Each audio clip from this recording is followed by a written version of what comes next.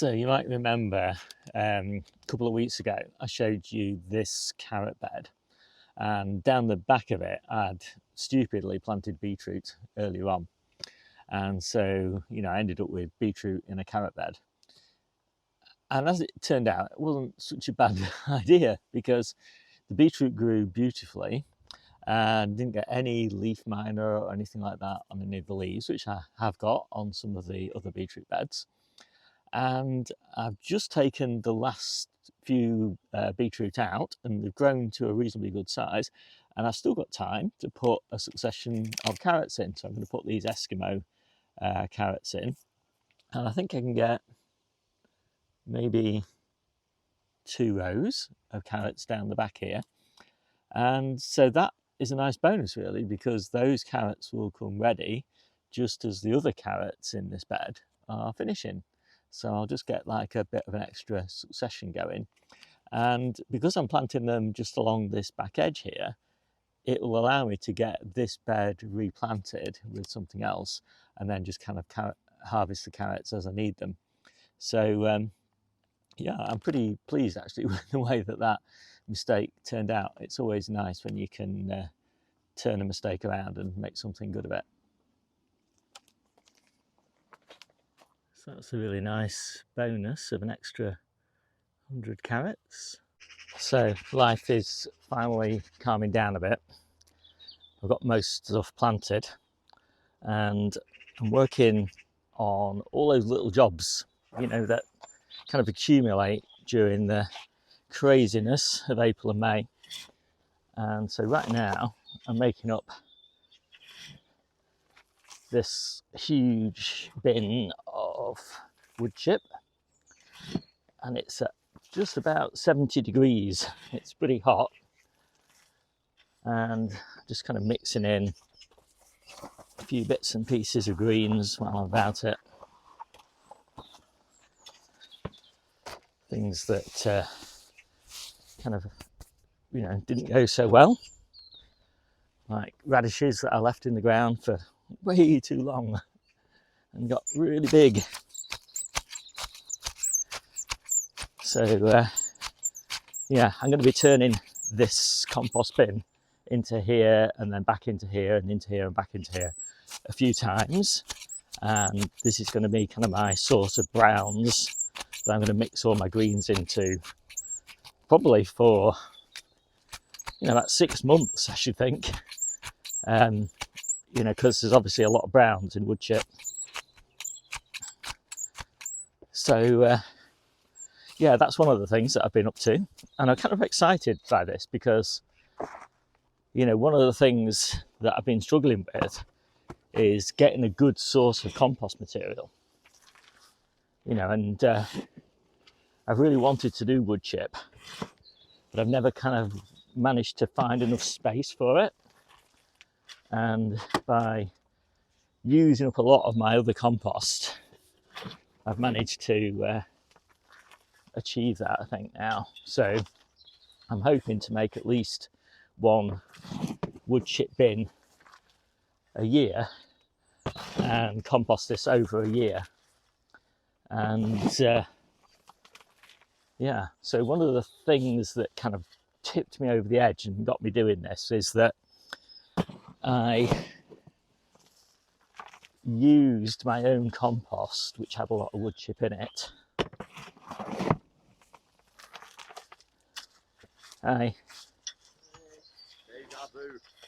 Yeah. I'm sure I've seen you do that before. I'm always making compost. So the other thing that I'm busy on doing is kind of just walking around my plot and looking for opportunities to sort of tweak things, where things aren't growing very well. So I've got a few peppers, for example, that aren't growing very well in the polytunnel. So I've taken those out and put spare cucumbers and centre cut climbing squash and things like that in their place. And I like to do that. If something isn't performing, I basically don't give it a chance. I just take it out and get something else in to replace it. I just don't like looking at things that aren't doing very well.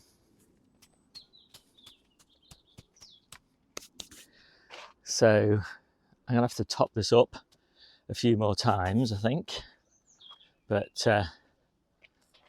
yeah, it's great. I love a hot compost bin, and just watching that thermometer, like, just, yeah, it's so impressive, the amount of heat that's being generated in this bin at the moment. So the other thing to remember is that, you know, if you're going to compost wood, you need to keep it wet. So I shall be putting a watering can on there. And so this is how I managed to justify to myself to do the wood chip bay. I've got 2 full bays of essentially finished compost, so that is more than enough to last me until this wood chip stuff is ready. I mean, it's rough, but you know, I like rough compost. I think, you know, this to me is ideal because you get all these big lumps in it, just retain the water better, and you know, they also just improve the airflow, oxygen penetration down into the roots. So yeah, I never sieve my compost. I always use it like this, especially in containers. So I thought to demonstrate this thesis, I'd show you a bucket of potatoes and do a very rare potato reveal. And you can see what I mean by the compost. Loads of wood, really rough compost, just like loads of little sticks in it. It's really rough. And it's about 6 months old, something like that. So let's turn this out and see what we've got.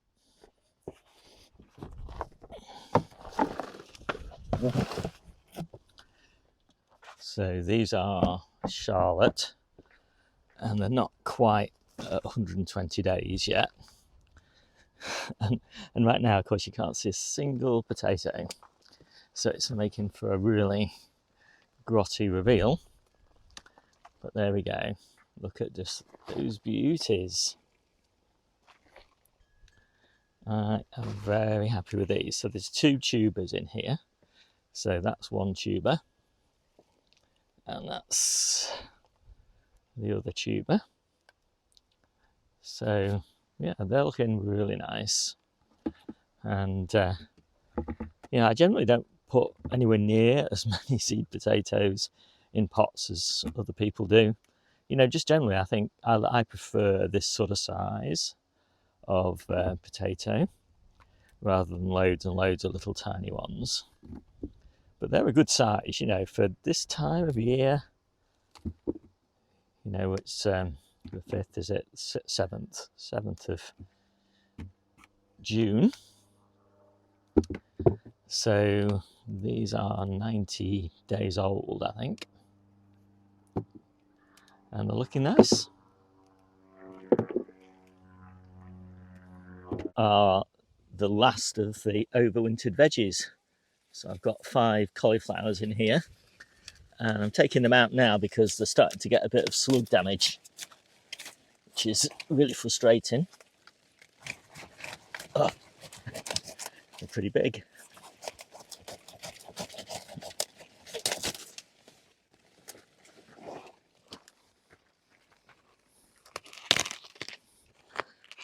Yeah, that's pretty good just before it's starting to split. I'm not sure what the others are like. I think some of them are smaller, but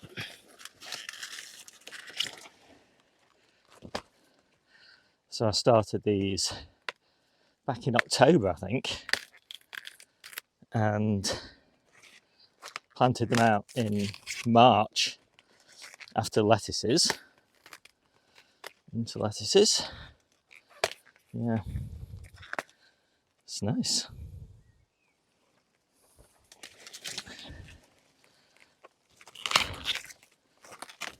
We've already had 5 off the other bed, and they came more staggered, so these all arrived at exactly the same time.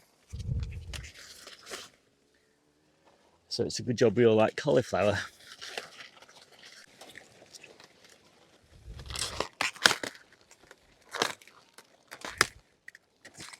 Yeah, that's another nice, that's a nice little one actually. That'd be nice for our neighbour. What a beaut.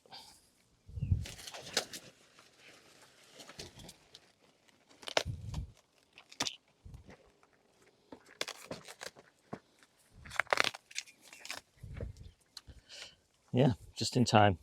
So this bed will be melons tomorrow. There's a lovely. And maybe you can just see just like a little bit of slug damage on a few of them. That's probably the best example there. So pleased I got them picked. So I'm just getting these beds ready for the melons. Melons go in here, so I'm going to have to take that root out. But generally speaking, I like to leave the roots in, so I'll just snip them off.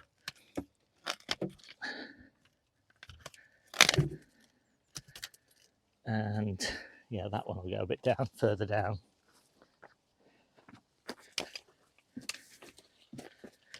And then I'm going to bury them because I'm going to put some manure into this bed. So there we go. So it's a nice clean bed. And obviously if you're just planting some little thing like lettuces or something, those roots might initially get in the way until they've rotted down a bit. But for the melons, it's not going to be an issue. So there we go, that's those beds prepared. Another one there, got manure well bedded in there with a bit of water. I'm just going to cover these now with that strulch to retain as much water as possible. So that's the melons in. I'm going to interplant around them eventually, maybe next week. But for now, I'm just going to pop that cold frame top on.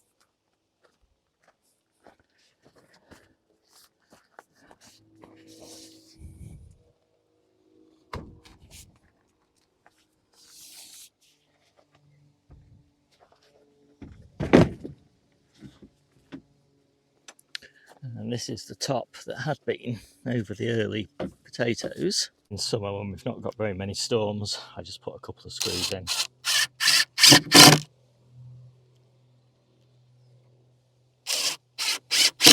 There we go. Let's put these little chocks in, and hopefully the melons will enjoy that.